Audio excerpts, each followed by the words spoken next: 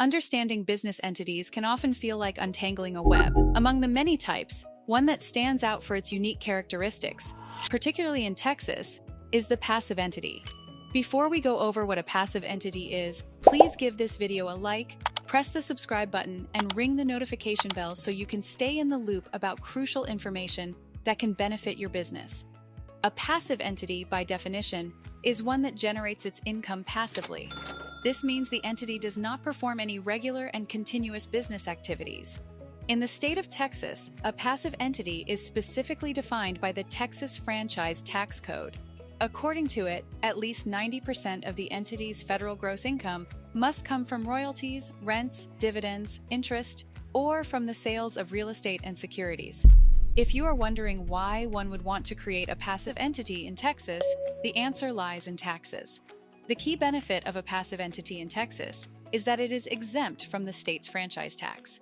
This is significant considering Texas is among the 7 states in the United States that do not impose income tax on individuals, but does have a franchise tax for businesses. In addition, a passive entity can provide its owners with liability protection, shielding personal assets from the business's liabilities or debts. However, to maintain the status of a passive entity, it is crucial that the entity meets the specific requirements annually. If the income source changes or the proportions shift, it may no longer qualify as a passive entity. For those considering this business structure, remember that in 2022, over 500,000 entities filed franchise tax in Texas, but not all of them were passive entities. The decision to form one should be guided by your business model and financial strategy.